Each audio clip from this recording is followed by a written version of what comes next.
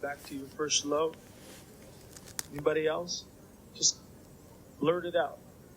What you think revival is. Come on, you're going to help me preach tonight.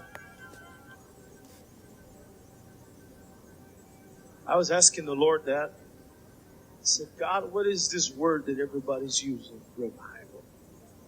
Revival. Everywhere I go, people are talking about revival. Revival. What is revival? What does it consist of? What do we need to have revival? We get many that will say you need to pray. We prayed. You need to fast. We fasted. You need to worship, and we worship. You need to witness, and we witnessed. And it seems like people continue to say we're in revival, or we're going to have revival, and on and on. Amen. Well, the Lord gave me something that to some of you probably, I believe it might bless you, and some of you it might not, because, depending on what condition you're in, you may be doing really well right now, and I hope you continue. But I feel so excited in my spirit tonight for some of the things that the Lord has given to me. I'm going to share it with you, found in the book of Acts chapter 1. Better yet, let's go to book of Acts chapter 2.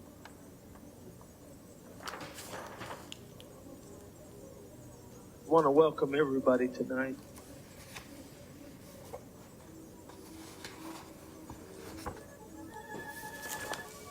I want to welcome back the kid.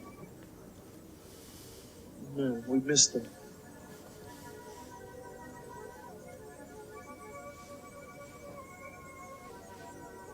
The book of Acts chapter 2, I want everybody to listen to this. And when the day of Pentecost was fully come, they were all with one accord in one place. And suddenly there came a sound from heaven as of a rushing mighty wind, and it filled all the house where they were sitting. Going back to it, and suddenly there came a sound from heaven. That's where we're going to get our thought from this evening. And I know that it's not very original, but we're going to entitle it The Sound of Revival. Amen. Can we pray? Jesus, we love you. Appreciate you. Give you the praise, the glory, the honor. We ask you, Lord, that you might anoint us and let me preach it, God, the way you gave it to me, God. Lord, I believe it will bless each and every one of us that's here tonight, because we're hungry, God. We're hungry tonight for your word. Hallelujah. Can somebody say, praise the Lord? Brother Ralph said something, I don't know if he remembers. He said something about it's almost scary. And it is. This thing that we're calling revival, it's scary, brother. And let me tell you why it's scary. Okay? Because the more you get of this thing, the more it demands. Amen. And I figured something out too. I mean, the Lord showed me something that He works through our minds. So He showed my mind something. And that's this. I was wondering, God, what is it that people think? Don't they know that if they get closer to you, great things can happen in their lives as individuals, in their families, in their homes? Why don't people realize this, God? And as we pray for one another, and as we take each other up in prayer, the Lord began to speak to our hearts. He said, the reason people don't become more committed into this thing is because they know that the more they give, the more they're going to have to continue to give. See, it's like tasting something. And once you've tasted of it, you can't just go up to that upside down pineapple cake that's back there in the back and say, "Le voy a picar," and just take a little piece and just kind of nibble on it. Because you're going to leave. You can discipline yourself to say, no, I don't need it right now. I got to, what goes through the lips ends up on your hips or something like that. And you can get this self-discipline that says, no, I'm not. And physically you can walk away from it and you can turn your mind off to it. But somewhere in the back of your mind, there's a thought that's saying, man, that was good. Amen. And that's just what I think today is going on. People know what it takes to get a hold of revival. I don't believe that there's anybody in this place tonight that can say, Brother Eddie, I don't know what I have to do to get a hold of God like I've never done it before. I believe you do know. But I believe we're scared.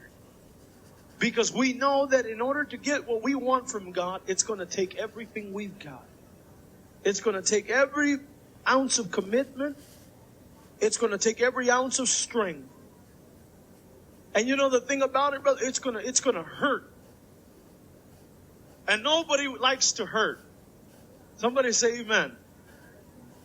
Amen. I was telling a brother today that I'll love you just as long as you don't hurt me. Amen. Brother Roland, you can be my friend, just don't hurt me. Because I can't handle that, man. Amen. And that's the way we are in our Christian walk. We'll walk with God, but we'll walk with Him at a distance. Because we don't want to get hurt. If I start going to church, you know what? People are going to expect me to change. And people are going to do this. And those are your ideas. Those aren't God's ideas. Amen. And people are scared to get hurt. But let me tell you something. God loved you so much that He was willing to allow it to hurt. He loved you that much that He says, you know what? It'll hurt for me to love you. Because you're so bad. And you're so undeserving. And you're not worthy of my love. But I'm going to love you anyways. Somebody say amen. Now this is something that the Lord gave to me. To some of you it will make sense. To those of you that think like me, kind of weird, this is going to make sense. The Lord gave me this, I don't know, before I went to Los Angeles. I got here at 2:30 in the morning. We started praying. Prayed for an hour. Exactly at 3:29 a.m., I wrote this down. And when the Lord gave me this, brother, it brought tears to my eyes. And I'm not saying that to get you to boo-hoo tonight. I'm telling you the truth, what I feel tonight in my spirit. Brother Mike, would you take your daughter outside, please?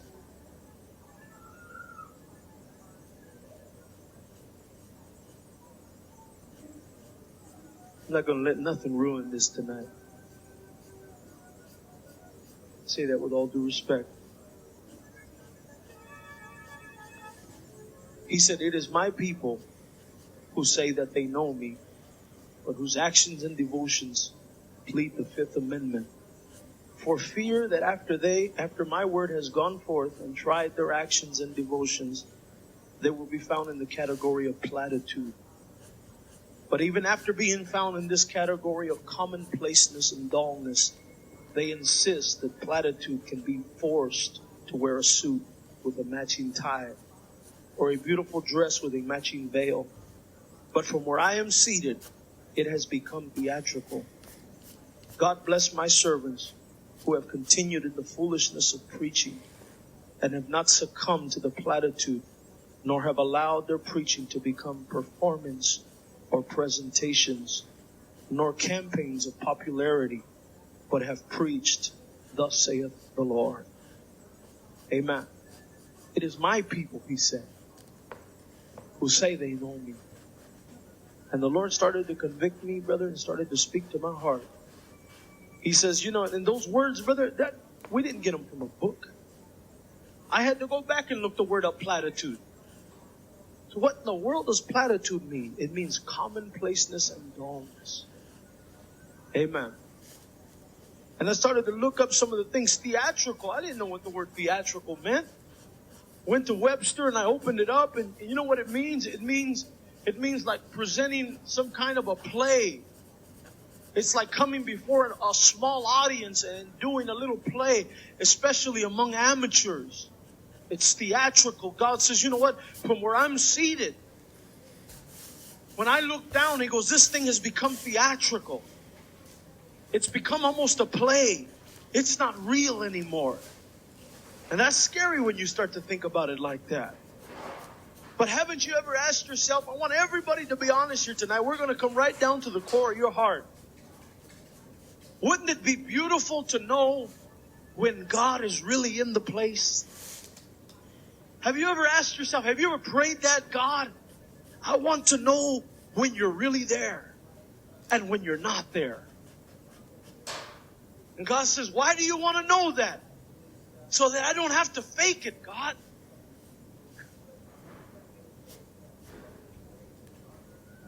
Amen. So that I don't have to try and please the individual that's sitting next to me, God. I want to know when you're in the building. I want to know when you're inside the sanctuary, God. I want to feel your presence, God. I don't want to lift my hands because the MC's telling me lift your hands and worship God because God is here. I want to know for sure, God, that you're in this place. I want to know when it's real. I want to know when it's not real. These are some serious questions that we got to ask in these end times. I want to know, is there somebody that can diagnose the problem? Or more originally said, is there a doctor in the house? Is there a prophet in the city? Is there a balm in Gilead? I want to know when you're there, God. I want to know when you're not there, God. I want to know how you get there. I want to know if you're in the fire. I want to know if you're in the earthquake. I want to know if you're in the strong wind. I got to know where you're at. Hallelujah. And then the Bible says that the prophet Elijah was testing God. The wind came through. How many of us wouldn't have fell for the wind? Feel that? That was God. The prophet Elijah said, God was not in that. That was theatrics. That was emotion. That was surface. Hallelujah. The earthquake, surely that had to have been God. The ground shook. Man, did you feel the move of God? Why, what happened? Oh, Hermana Concha fell down, and Hermano Concho, he was there, man, and he was yelling and screaming at the top of his lungs. Man, did you see, man, the house was rocking. Everybody in the church fell down. The earthquake, brother. Elijah stopped and said, God wasn't in that. Then the fire came. Woo! Man, it was hot. Amen. I'm not putting down anything here tonight. I just got to know, where is revival at? And the Bible says that the fire came through.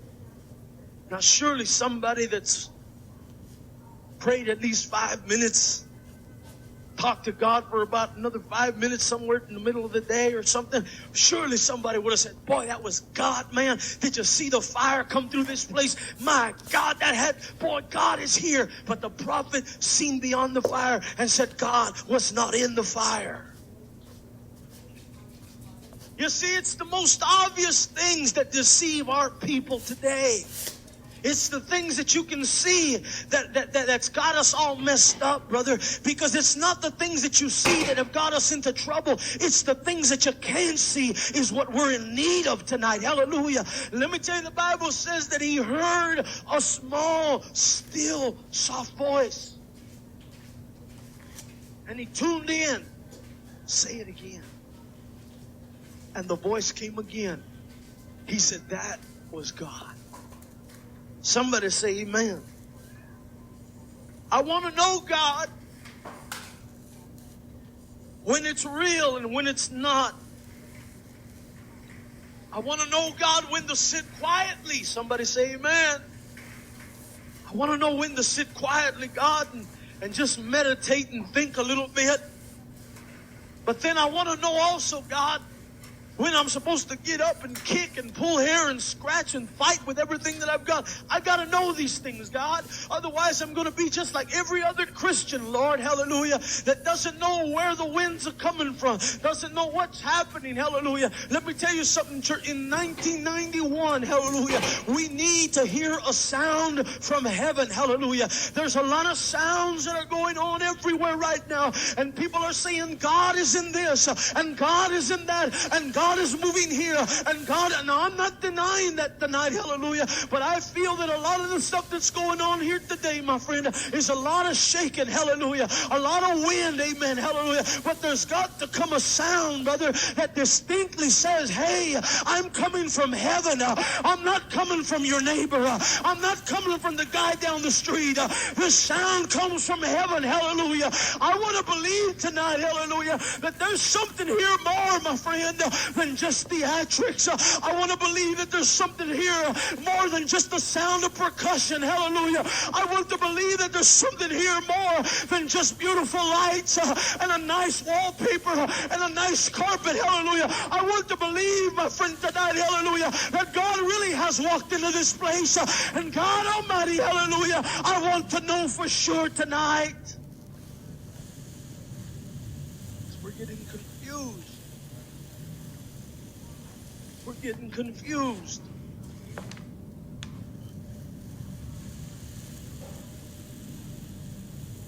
And everybody's after miracles. Somebody say amen.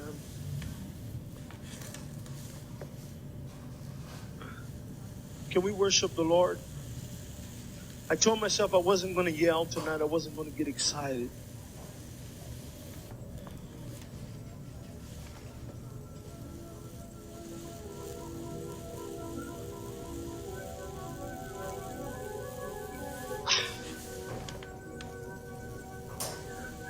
I'm going to test you tonight. I'm going to put you to the test. Continue to worship the Lord right now. He's going to walk through this place tonight. No theatrics. Oh, no sound of the percussion. Just a little bit of organ. That's all. A little bit of keyboard.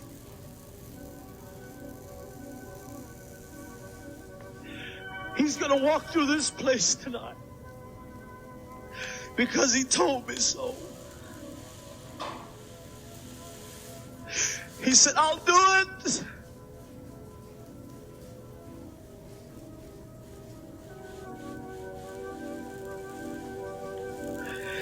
I want you to sit quietly and I'll do it.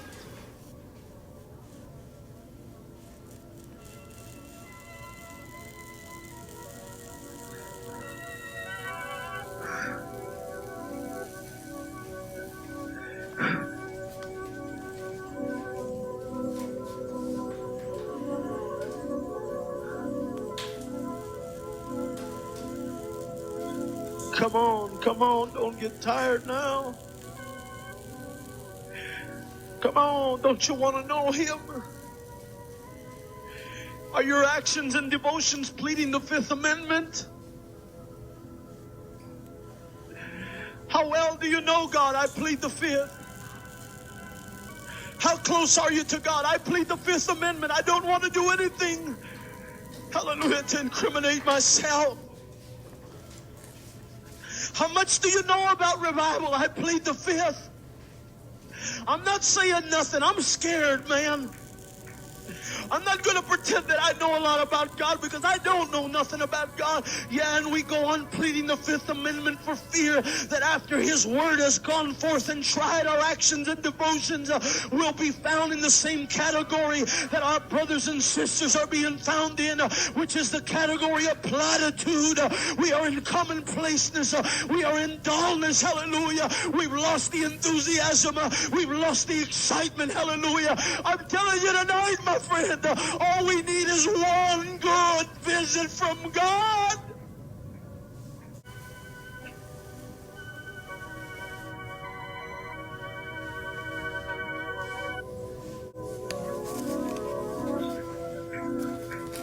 How was church, backslider? You'll never believe this. I've been to a lot of churches. I've seen a lot of things. But tonight, church, was different, man. I felt God. I felt God there. What's God feel like? I can't explain it. And I'm not trying to explain it. It's not in falling down. It's not in hermana concha rolling around. I can't even explain it. It was such an awesome feeling. Hallelujah. Oh, my friend, we're not supposed to be trying to explain it and trying to define it. But my God, let's be a part of it. Let's be a part of it. Let's say, God, do what you got to do, but give us revival.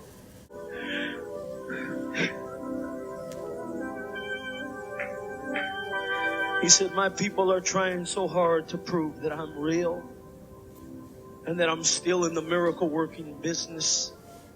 He said, I don't need nobody to represent me in the miracle working business. He said, I know how to do it. I don't need you to try and prove it for anybody or for me or for anything. I know my capabilities. I created the world with the sound of my words. I said, let there be light, and there was light, and you're trying to create a miracle. I don't need you to create a miracle. I need you to tell them, hallelujah. I need you to preach to them what thus saith the Lord, hallelujah. A miracle cannot save anybody, Brother Dias said. If you come because of a miracle, what's going to happen after the miracle has gone and faded away, hallelujah? You need to come because of conviction. You need to come because you felt the touch of God. You need to come because you know that God is, hallelujah. You need to come tonight, hallelujah, because you know who God is tonight. We need a sound from heaven. We're hearing all kinds of noises, God, and the church is confused. They're telling us, oh, revival is in this. No, revival is in this. No, the method is over here. Look, this is what you got to do. No, it's over here. Look, you got to pray all night. If you pray all night, revival's bound to come. No, it's not. It's in witnessing. And they go out and they witness. No. You got to bring in miracles. Miracles is a way of revival because the signs, the people will follow the signs. That's not the way it goes, my friend. The signs are supposed to follow the people, not the people following the signs tonight. And God says, you've got this word all mixed up tonight. You want to see what happened in the early church, hallelujah. He says, my God, just confess that I'm there. Just confess that I'm there, and I'll do the rest. Don't be scared, sister. Don't be scared. Come on, let's worship God. Don't be scared to commit yourself. It's exciting to give until it hurts. To give till you just can't give no more. You ever felt that? That's revival, man. I kept saying, what is revival, God? He said to give until you can't give no more. I said, I don't want to hear that. That's not what I was expecting. I was expecting you to tell me pray for 6-7 hours and everything will be all right. No, he said to give until you cannot give no more. I said, what is revival, God? He said to love until you can't love no more. What is revival? To give all that you've got. What is revival, God? Come on, come on.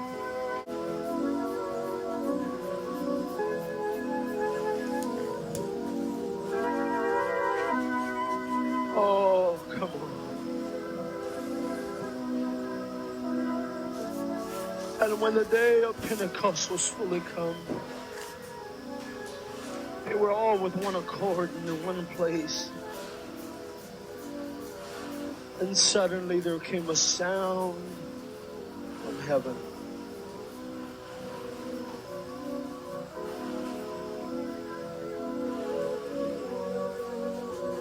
want you to pray right now. Come on, don't stop praying.